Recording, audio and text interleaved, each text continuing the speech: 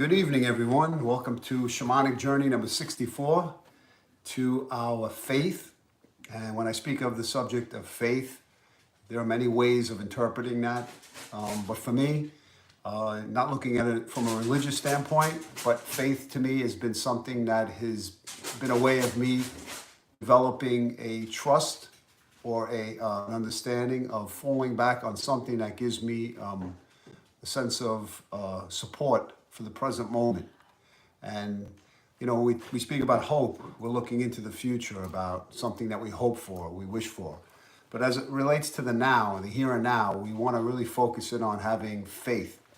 And it's confidence that we have an assurance. We assure ourselves of the things that we're not going to see around us. Like there's no guarantee of something supporting us or helping us. But it's a blind faith that we put into some type of energy of the universe that will give us this type of support system that helps us to develop a trust in basically surrendering. And the first act is actually surrendering, because we go through different trials and tribulations in our lives, and we fall to a system of relying upon a certain way of dealing with things, whether it be conventional medicine, in terms of taking specific types of prophylactics as a means of helping us get through a certain situation, whether it be emotional or physical. But for our lives, inevitably, in order for us to rely upon our own self system, our own navigation system, it's important for us to be able to develop a sense of faith. And that faith is our connection to something that exists in the universe. You can call it God, you can call it Gaia, you can call it the energy of the earth, whatever you choose to call it, spirit. Developing a sense of faith in our lives gives us this connection, and then this trust and faith that we have something supporting us. And I find that having this, it's like a muscle. We have to first develop it. It doesn't come naturally. It's almost like self-talk, where we are raised in an environment where we hear negative chatter and we kind of internalize that verbiage. Well, for us to develop faith, we have to go through the trials and stresses of life in order to be tested, in order for us to expand. And through that expansion, we need to then, if we choose to then surrender. And that surrender means sitting with ourselves and allowing and waiting for a response from the universe. Whether it be a healing, whether it be information that comes through. And I know from my own experiences that the things that I've gone through in my life personally have tested me to be able to go around in circles with the same type of energies, and then eventually me trying to look into what the universe offers and what the universe gives you. And for me, it's been a very enlightening experience to be able to do that. And hopefully many of you could share in the comments below how you've developed faith in life, or if you're on that path to developing it, because it takes patience, and it takes the wherewithal to sit in solitude and trust that things will come to you, and either it be the answers, as I said before, or the support that you're looking for. Because as we live in this life, it's difficult to rely upon others to give us that feeling that we're okay. The outside world can only do that for so long, and eventually we sit with ourselves. We need to develop that inner system that gives us that. And I think having a sense of faith and believing in the concept of the things that we don't see as a means of supporting us. Okay. So today what I'd like to do is I'd like us to go on a shamanic journey to asking your spirit animal how you can develop a deeper sense of faith. Whether that be a connection to a religious aspect that you're already engaged in, or whether it be towards the energies of the universe. Whatever that specifically means, dislodging yourself from a system that no longer supports you, or people that no longer support you, and then developing your own internal navigation, or connecting to that internal navigation that's always there. All right, so we'll go on our journey, and we'll come across our spirit animal and ask the spirit animal how we can develop that faith. Okay, so let's find a place where we can just relax. If you can either sit down or lie down, And when you're in that position, to try to cover your eyes. If you've been here doing this with me for the journeys that we've been doing, then you have obviously a concept of what to do. Just get into a comfortable position, and when you are, we'll take a deep breath in and exhale. Take a deep breath in and exhale. Take a deep breath in and exhale. And today what we're going to do is we're going to go on an unguided journey. You're going to go in to find your cave, going through your cave, finding your own spirit animal and seeking the information that answers the question that you're looking for. And on the way back, I will hit the drum 4 times, which will tell you to return. And then I'll beat the drum faster, and that means you're running through the cave. And then when I stop, I'll hit the drum 4 times, and you'll be coming out of the cave again. Okay, so take a deep breath in and exhale. Take a deep breath in and exhale.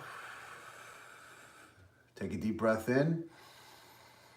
And as we go on this journey, we're developing faith. And so with an unguided journey, it'll be you navigating through this journey itself to find the way you can seek information to help you and assist you on developing a deeper connection towards the unseen.